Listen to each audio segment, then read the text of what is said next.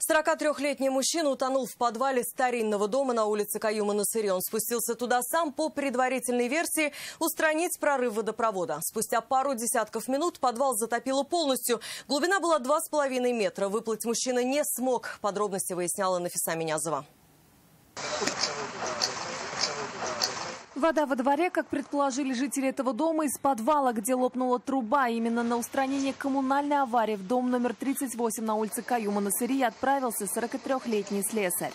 Стало известно, что погибший мужчина работал в управляющей компании сантехником. От своего работодателя он получил задание устранить течь, которая шла из подвала этого дома. Сюда он пришел со своим сыном, которого оставил на улице, а сам спустился вниз. Парень забил тревогу лишь тогда, когда из подвала начала бить вода, а вход в помещение был уже полностью затоплен. Как рассказал сын погибшего мужчины следователям, в подвал его отец спустился за 20 минут до того, как вода полностью затопила помещение. И только после этого он позвонил в экстренные службы. На место приехали спасатели. Водолазы стали искать мужчину в затопленном подвале. Глубина составила 2,5 метра. Видимость была очень плохой, но тело нашли быстро. Помещение было затоплено полностью от пола до потолка.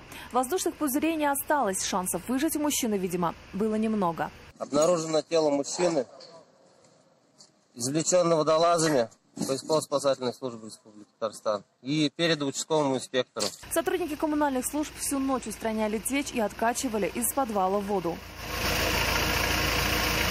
Сейчас прокуратура по факту трагедии проводит проверку. Будет дана правовая оценка работе ответственных служб.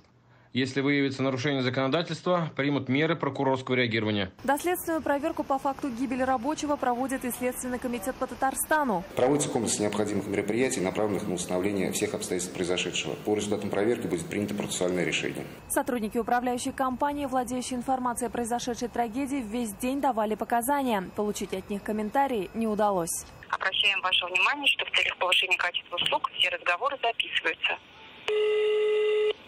Процессуальное решение по этому делу будет вынесено после завершения всех проводимых проверок. Они же должны дать ответ, было ли это несчастным случаем или в трагедии есть чья-то вина.